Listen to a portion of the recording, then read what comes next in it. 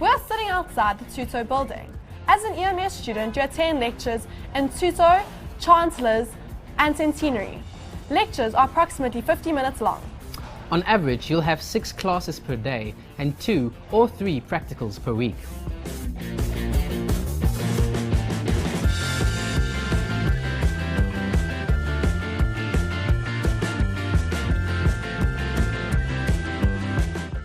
Here at UP, we have state-of-the-art facilities put in place specifically to make your learning experience of a higher standard. In general, you'll have semester modules, but you can also have year modules, so don't forget to attend all your lectures. In first year, your subjects are quite broad, but as you progress in your university career, your degree becomes more specialized.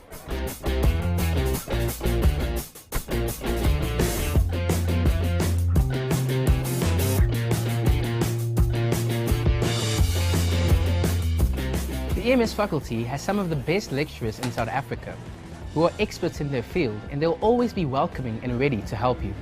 The University of Pretoria uses hybrid learning. What exactly is hybrid learning? Hybrid learning means that some content is actually discussed in class, whereas the other is used on an online system like ClickUp. Oh, now I see why they call the online test we do ClickUp test. It's quite clever, I must say. That's why I choose UP.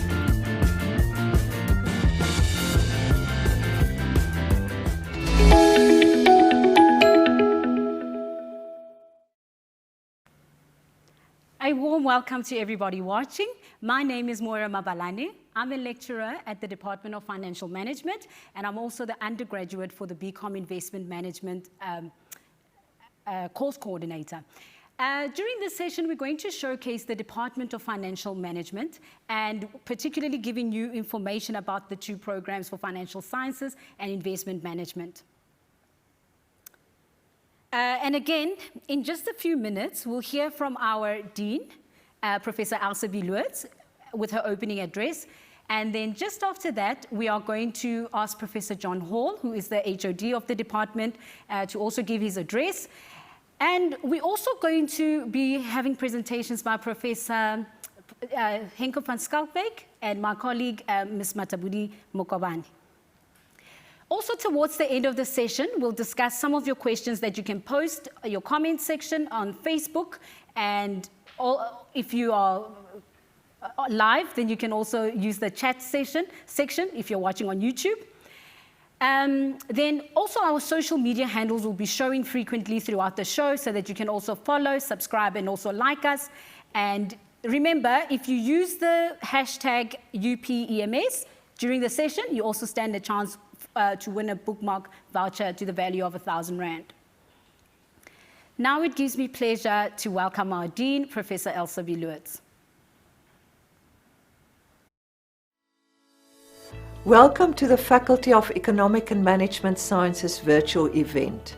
I'm Professor Elsa Biloot, the Dean of the faculty. The faculty hosts 8 departments and a School for Public Management and Administration. We are a proud member of the internationally renowned AACSB. Continued accreditation by national and international professional and statutory bodies clearly provide evidence of the quality of our programs. All our subject areas have in recent years been included in international subject ranking lists, with the most recent one being the 2020 Shanghai Rankings Global Ranking of Academic Subjects, where we were in the #1 spot for finance and a joint first for economics in South Africa. Allow me to highlight why you need to choose UP for your BCom or BAdmin studies. The program in the Department of Financial Management will equip you to obtain world-class professional designations such as a Chartered Financial Analyst or qualify with the Chartered Institute of Management Accountants. Choose the Faculty of Economic and Management Sciences at the University of Pretoria. Choose UP. I'd now like to introduce Professor John Hall. Professor John Hall is the HOD for the Department of Financial Management. Good afternoon and good day, prospective Taki students. Welcome, and thank you for joining this session. My name is Professor John Hall, Head of the Department of Financial Management in the EMS faculty at the University of Pretoria. In our department, we host 2 degrees. The BCom Financial Sciences degree, where you will study subjects such as accounting, financial management, income tax and auditing. The BCom Investment Management are for those students that want to study subjects such as investment management, statistics and economics. What is more important, however, is, as the Dean alluded to, these degrees lead you and put you on a path to obtain world-class professional qualifications. And you want to add your professional qualification to your degree. In our department, we've got 30 lecturers, all knowledgeable, highly qualified and enthusiastic to lecture to you. We've got 2 lecturers here today that will enlighten you and that give you a bigger rundown towards your degree of your the investment management and financial sciences. With that, I'm going to hand you back to Moira. Please sit down, relax, and send us in your questions. Thank you very much, Professor Hall. Thank you for introducing the department, which we all find a pleasure to work with, that being you. To those of you not watching on the live stream on Facebook, please make sure to follow us on the handle that you see and post your comments. You could also just be the lucky winner of one of the bookmark vouchers, which we'll hand out later during the session. So be sure to use the hashtag UPEMS. So I see 2 comments coming in, and this one is from Iran Hajat. Excited to learn more about financial management sciences courses, hashtag choose UPEMS. We've also got a second one by Rory Sang. He says, so excited to join UP's EMS faculty next year. Again, I see the hashtag, so I might be ring-a-ringer and announcing a winner. I'd now like to introduce Mataburi Mokabani, who's a lecturer at the department, for her presentation.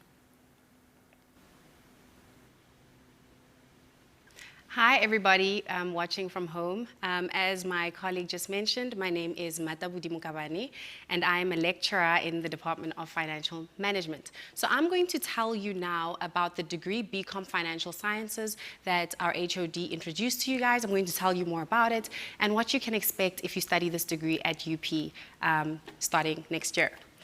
So, let's move on. Okay, so the first thing you need to know about is our admission requirements. So this is very important. You need to keep in mind whatever degree you want to study, you need to meet the requirements. So the requirements, you need a National Senior Certificate with admission to bachelor degrees studies, and you need a 5 for your home language, so that is either English or English as a first additional language, and you need a 5 in mathematics, and you need an overall APS score of 32. This is very important, guys, when you are applying for a degree. Remember, if you look at your application form, well, now your online application, they have a first option, a second option, and a third option. It is very important that you put a first option in, but also you need to make sure that you pick a second and a third option that you are actually willing to study, and give that a lot of thought, because a lot of people put emphasis on their first option and they don't think about, okay, if I do not achieve an APS score of 32 at the end of my matric year, what will I then study? So it's important that you put a lot of thought into your second option and your third options as well. So what we would usually advise is pick a first option that you want. So say, for instance, you want financial sciences as your first option. It has an APS score of 32. For your second and your third option, if by some chance you miss that maths requirement and you get a 4 instead of a 5, and you do not get admitted into financial sciences, you need to make sure that your second and your third option are options that you can study. And also, if you look at our transfer guide online, it shows you if you want to move between degrees. So for instance, you can then enroll in a BCom BCom own choice in your first year, and at the end of your first year, if you make sure that you meet the requirements as prescribed in your transfer guide online on the UP website, then you can actually apply for a transfer into your first option. So remember, those are also options that you have. Very important though, you need to keep in mind the admission requirements. Okay, so more about our degree. So the BCom Financial Sciences degree, we used to have 3 separate degrees. We used to have BCom Financial Management Sciences, we used to have BCom Internal Auditing, and BCom Taxation.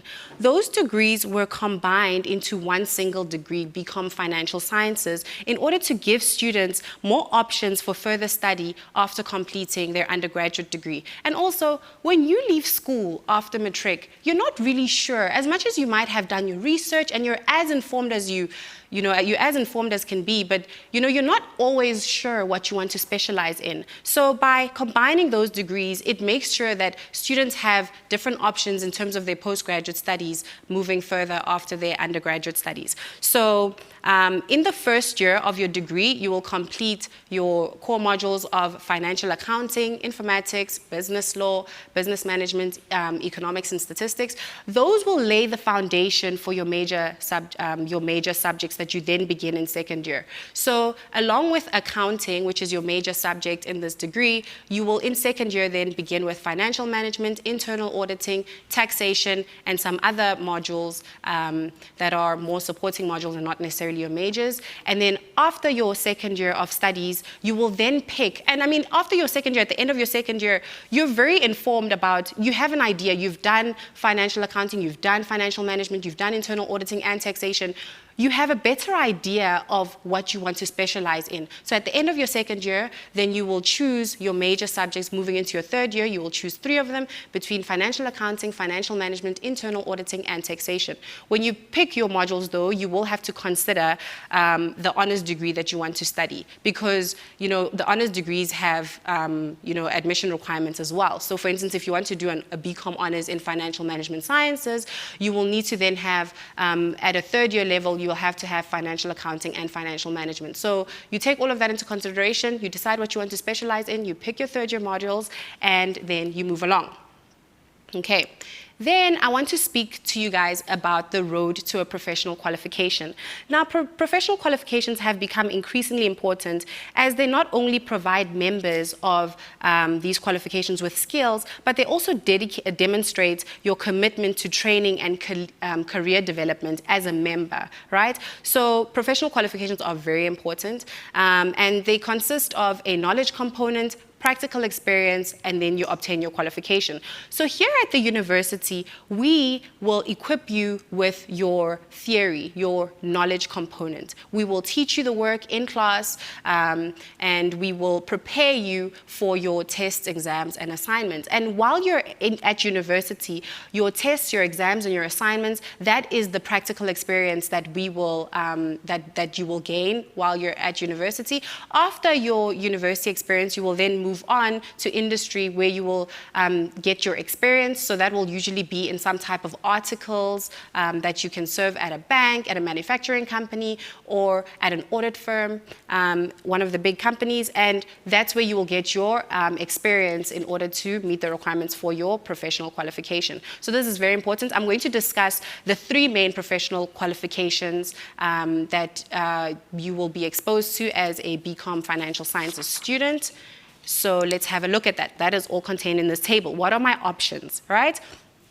So remember I told you that you decide at the end of your second year what subjects you want to specialize in, and then you have to give thought to what honors degree you want to do. So doing a BCom Financial Sciences degree opens up the opportunity to complete your BCom honors in taxation, your BCom honors in internal auditing, or your BCom honors in financial management sciences. Now I'm going to start with our BCom honors in financial management sciences. So financial management involves the management of a company's finances in order to aid in strategic decision-making in a company. And the main professional body for our BCom Honors in Financial Management Sciences is the Chartered Institute of Management Accountants, CIMA, right? So when you complete your BCom Financial Management Sciences degree, your honors at University of Pretoria, CIMA will give you some exemptions. So the CIMA qualification involves 12 examinations that you have to go through. If you complete your BCom Honors in Financial Management Sciences at the University of Pretoria, you don't have to write all 12 exams, you have to write 5 exams. So you go from having to write 12 exams, CIMA will give you exemptions for doing your degree here, and you only have to write the last 5 exams. Now, this is not available to all universities. It's just that because, you know, we equip you so well at the University of Pretoria, that is how many exemptions they award you if you complete your honors degree at the University of Pretoria, right? And careers in financial management include, you know, financial analysis, management accounting, and being a financial manager. I'm now going to move on to if you do a BCom Honors in Internal Auditing. Now, the main professional body for internal auditing is the Institute of Internal Auditors, the IIA. What's really cool is the qualification for internal auditing once you qualify is actually, your designation will be CIA. So that's not the Central Intelligence Agency, but it's a cool designation. And internal auditors evaluate the internal controls of a company in order to add value and to improve the operations of a company. And careers in internal auditing involve internal auditor, forensic auditor, and risk officer, just to name a few. And next we have BCom Honors in Taxation. Now, whether or not you know it, you pay tax. We all pay tax, regardless of whether or not you work. If you ever go to the shops and you buy a chocolate or you buy a loaf of bread, you have paid tax. So, you know, as much as, you know, we don't like to pay our taxes, people are always complaining, tax is inevitable. In life, there are some things that are certain, and one of them is tax. So that is an extremely good profession as well. And the main professional body for taxation in South Africa is the South African Institute of Tax Practitioners, SITE, right? And so what that will entail is studying at the University of Pretoria, you complete your BCom Honors in Taxation degree, and then you move into your tax articles. You can serve those at one of the big 4 audit firms or at another smaller audit firm, and then you qualify as a SITE tax practitioner. So careers there involve tax practitioner, a SARS auditor, a tax policy designer. So there are many opportunities there. As you can see by just a few of the professional bodies that you can join if you study this degree and move on to your honors qualification, there are many different specializations that this degree allows you. It's a very versatile degree, and it opens a lot of doors for you as a student. And now you might be wondering, where will I work? Do you see those companies that I've put up on the screen? Do you recognize any of them? You can work anywhere. Every company where there is money, that uses money, that's where you can work. So the opportunities are endless. Banks, auditing firms, manufacturing companies, they all need financial managers, they all need auditors, they all need tax practitioners. So you will definitely have a lot of opportunity. And then we like to brag about our students at the University of Pretoria because they perform really well while they're still students, but also in industry. So how will you make your mark as a UP student? So our students perform really well against their peers when visiting other universities, both locally and internationally, and when competing in international competitions. So for instance, each year, our 3rd year financial management students enter the Charter Quest CFO competitions. The final is held at the JSE, where real company CFOs are the judges, and we always have teams that place in the finals there. Our tax students often win international tax competitions, and the University of Pretoria has been named one of 7 international centers for internal auditing excellence. So definitely join us and make your mark. So in closing, guys, we know that you have been faced with a less than ideal final year in matric, but we know that the class of 2020 will rise to the occasion, and we can't wait to meet you next year here at UP, guys. So #ChooseUP. Thank you so much, Matabudi. I think that was eloquently put for our students to know exactly where they'll start and where they'll finish should they choose the financial sciences degree. Now, for our final presentation, this focuses on investment management. I'd like to call upon Professor Henke van Skalkbeek, who'll give you more information about the program.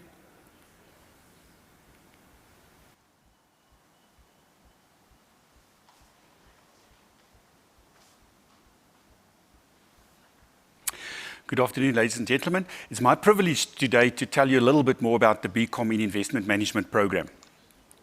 So I'm going to focus on a few things today. I'm going to start with a few careers that you can enter into with the BCom Investment Management, just to give you some sort of an idea of if it is the degree that you want to study or not. I'm going to look at the admission requirements for the degree. I'm also going to look at the curriculum and then the experiential learning that we include in the BCom Investment Management. And then I'll tell you a little bit more about the professional program for investment management, and that is the CFA program or designation.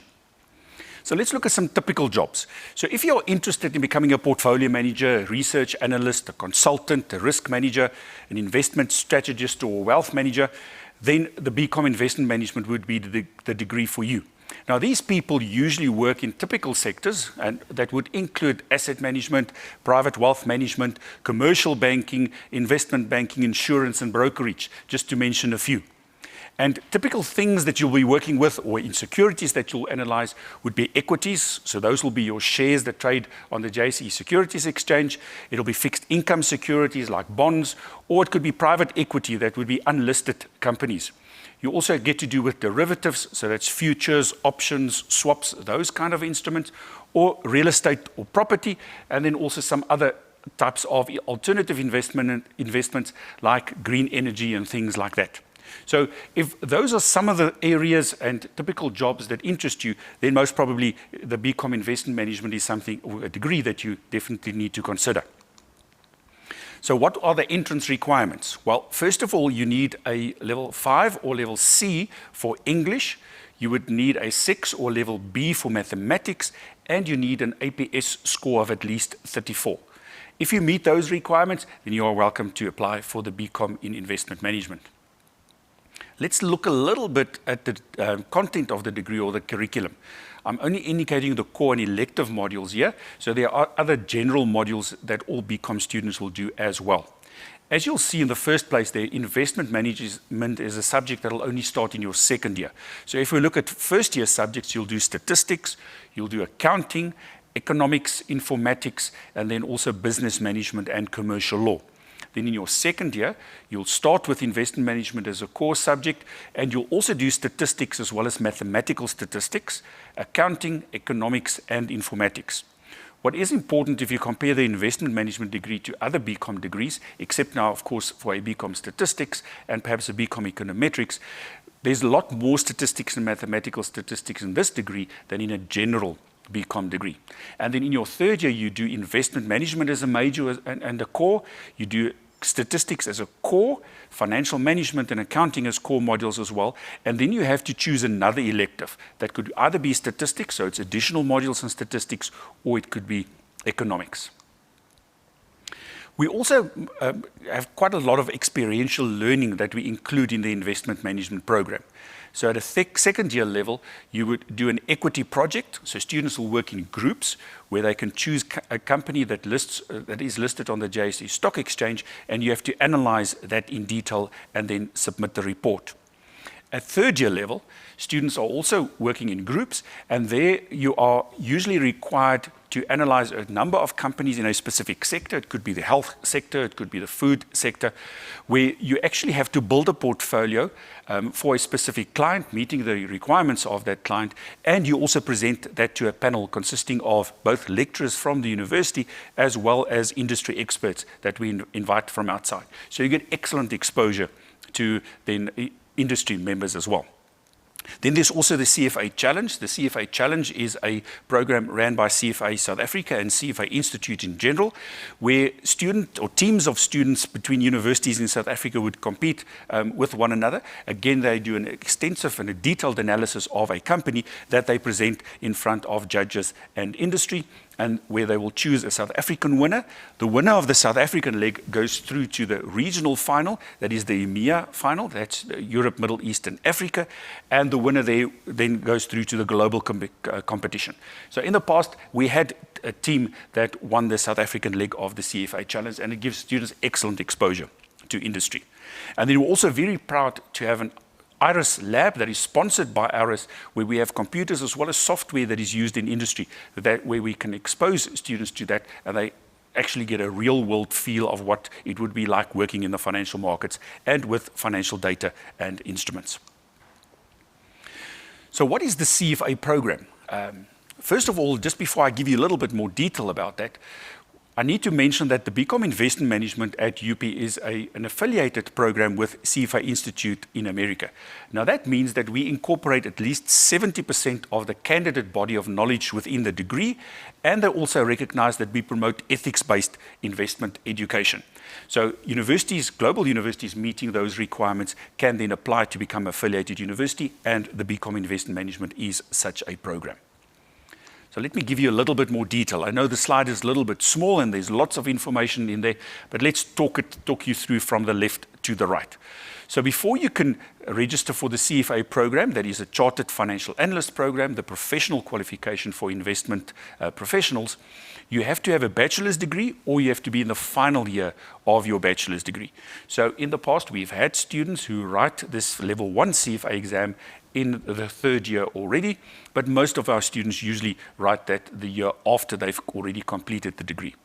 So you can apply for that. Then you need to sequentially complete level 1, 2, and 3 of the CFA qualification. And on the screen there, you can see the different subject areas that are included in your CFA qualification, and the colors in the rings for the different levels would indicate the exposure that you would have to each of these at those different levels. And if you look at those, you would recognize that they would link up with some of the professions and industries that I've indicated to you in a previous slide. So you do your ethics and professional standards is a key component of the CFA program.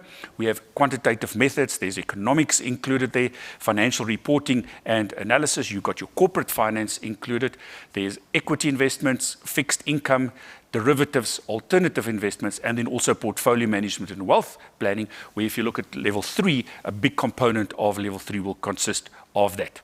After that, or while you are studying towards your CFA, you also need 4 years of applicable work experience. So that means you have to do some kind of job where you are part of the investment decision-making process, and the combination of all those would then make you earn your CFA charter in the end. So what is the CFA program? Now, first of all, the CFA charter is the credential that will help you to succeed and excel in the investment industry. So you become part of a powerful global network of industry professionals all across the world. You have a strong foundation and commitment to ethics and professionalism as a key of the CFA program. You acquire real-world skills for making complex investment decisions, and you are recognized and welcomed by markets and employers globally, a lot of them requiring the CFA designation for the people that they do employ. You also gain unmatched expertise and practical investment analysis and management skills. And then lastly, you get access to career advancing tools and education. So if you look at this quote that was in the Financial Times, it indicates here that if you look at the Chartered Financial Analyst qualification or program, it is really regarded as the gold standard amongst all finance qualifications in the investment world. On this slide, we just indicate to you where most CFA charter holders or CFA members reside. And you can see that currently still the majority, about 60% of them are in the Americas. So that's the North as well as South Americas. Then there's about 21% in the EMEA region. So that's Europe, Middle East and Africa, and about 19% in the Asia Pacific region. But a lot of the shift is more towards the EMEA and the Asia Pacific, and the proportion of the Americas is getting smaller and smaller. So it's really a global qualification with about 160,000 members in 166 countries and 151 member societies all across the world. On this slide, we just indicate to you a few of the future investment roles, and we've already geared the BCom Investment Management towards this. So we're not looking at only providing investment managers for today, but also people that would be able to succeed in investment management in future. So included there would be investment decision makers, investment researchers, private wealth managers, all those components included in our course. There's technology like data scientists and applications engineers. We've included a lot more data analysis as well as programming skills into the degree. And there's also innovation. So investment thinking and process innovator, knowledge engineer, innovation facilitator, as just some examples. So you can rest assured that we've already built in those skills into the degree for those occupations of the future. There are also some other professional qualifications that you can pursue after completing a BCom Investment Management, like the CIPM, the Certificate in Investment Performance Measurement. That is also a qualification offered by CFA Institute in America. There's the CAIA qualification, the Chartered Alternative Investment Analyst, and then there's the Financial Risk Manager, or FRM, and you can also pursue a CFP, or Certified Financial Planner. After your studies in BCom Investment Management, there's also an honours degree in Investment Management that we would encourage students, if you meet those requirements, that you also complete that. That's where we cover most of level 2 of CFA and then also components of level 3. So lastly, I just want to thank you, and we're looking forward to welcome you as BCom Investment Management students in 2021. Thank you. Thank you so much, Professor van Schaikwyk. I'm so sure that our viewers have a much better understanding of our investment management degree offering. So remember to check our social media accounts. You can always follow us on Instagram. I think before we jump into the Q&A, let me pull up some of the comments and let's see what you have to say. Okay, so the first one is an appreciation one. It says great stream with a smiley face. And then the second one is from Balentle. She says, I'm glad that I chose UP to pursue my passion for finance. And again, using the hashtag, I'm sure I'll get a winner. So at that point, I think I'm going to announce our first bookmark giveaway for the session. And it is congratulations to Unalena Sinne. Congratulations. I'm now going to begin our session for the Q&A. Do we have a first question? Yes. Nikki Govindus asks, firstly, will I still be admitted into the degree program if I miss the minimum maths mark? Let me answer that. No, unfortunately, we are very strict, as the presenter said, on both programs, on not only the maths mark, but the total APA score. So study hard for those maths. It is important. Our degrees, both of them, rely very heavily on skills, mathematical skills, analytical skills. Mathematics is core, is important, and we don't want to set you up for failure. You need to have a good mark and understanding of mathematics, and that is why we are very strict on those requirements, unfortunately. Moira. Okay, so indeed maths is quite important, and you've seen at both the presentations we did address that it was one of your requirements. The next question, this one is from Michelle. It says, how do I decide between financial sciences and investment management? I mean, Matsabudi or Prof. Henko, any one of you want to answer that? I can take that one. Thanks, Moira. Yeah, I think it seems similar because it's 2 degrees that's presented in our department that maybe it's a choice between the 2.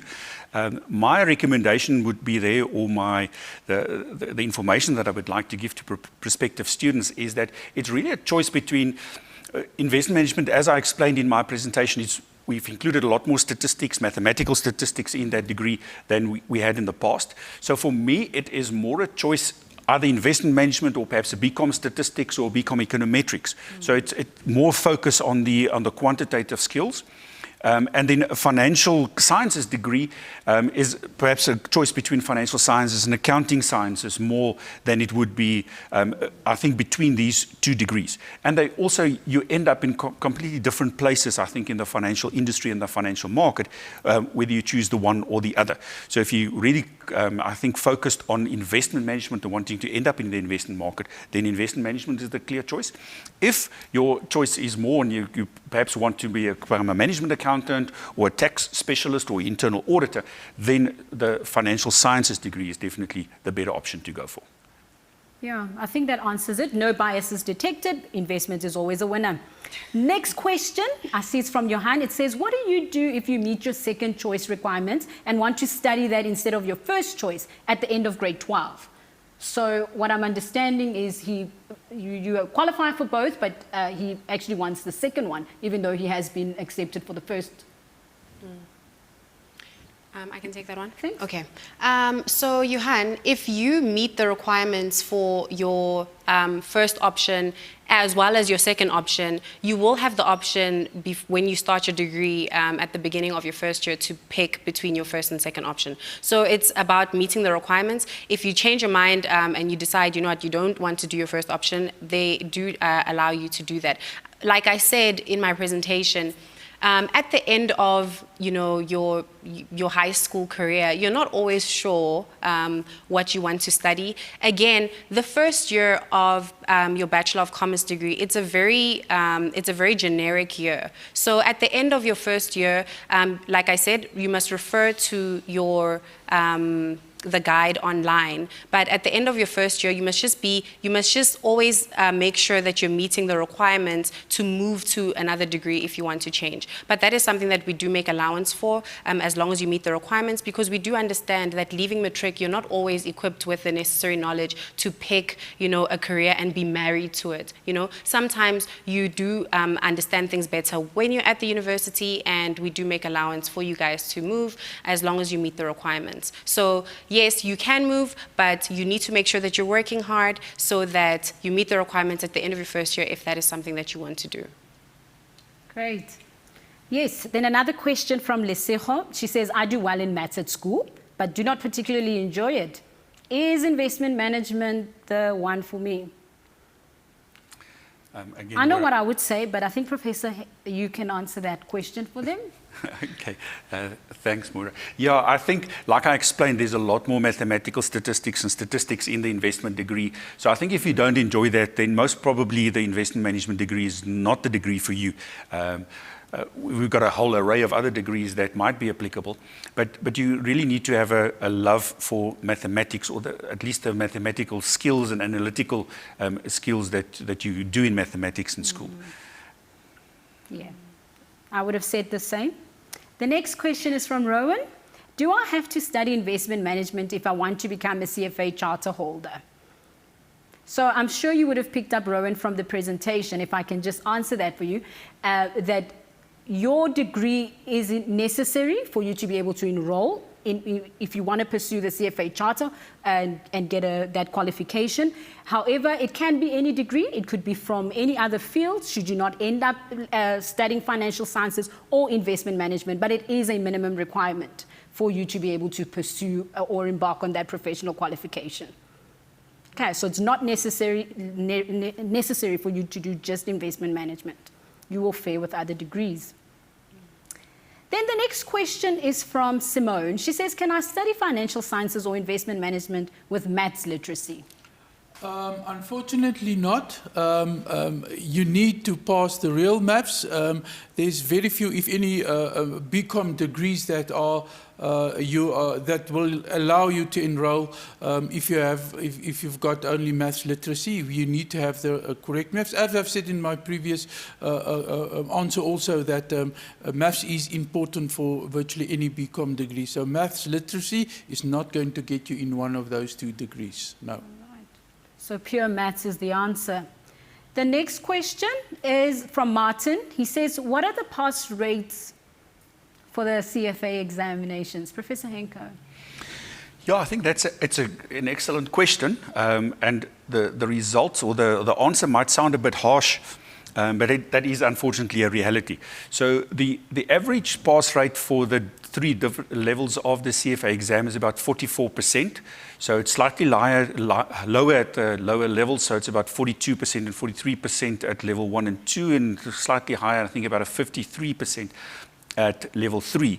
But what is important, of course, I mean, there's a sifting process that takes place. So if you now compound all of those, so let's say it's an average of 44, it's actually 44% of 44% of 44% that eventually pass level 3.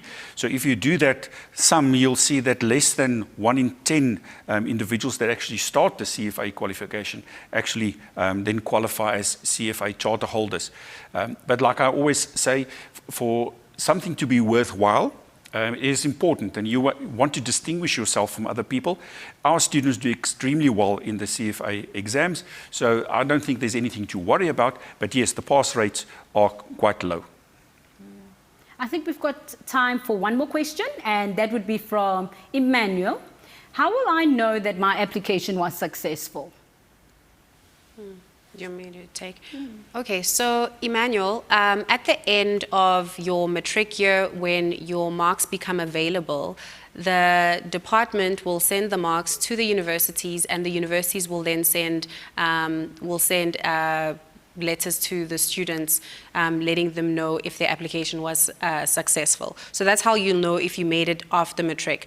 There is, however, when you finish grade 11 in your matric year and you apply for university entrance, you'll receive a conditional acceptance. And that conditional acceptance is if you meet the requirements at the end of your matric year. So you will receive a conditional acceptance if you are accepted after initially applying with your grade 11 marks. But at the end of matric, you will then receive another acceptance letter if you have met the requirements, and the university will inform you of your acceptance into the degree that you applied for. And remember, all our university details are on the website. So if you want to contact the university and you have any questions, remember, all the details are there. So you can always send an email. You can even call in, and we will assist you. Okay, thank you very much to the panel for your insight. I appreciate all the questions that you answered. I'm sure our viewers got their answers. Before we end our session, it's time to announce the second winner of our bookmark handout. And the winner is Johan Jacobs. Congratulations. So thank you so much for watching today's session. Be sure to stay updated for any further information on our social media platforms, or visit our faculty page on the UP website. We really hope this session has been informative and there was a lot to take away from this session. Thank you. We hope that you choose UP, and we see you next year. Thanks.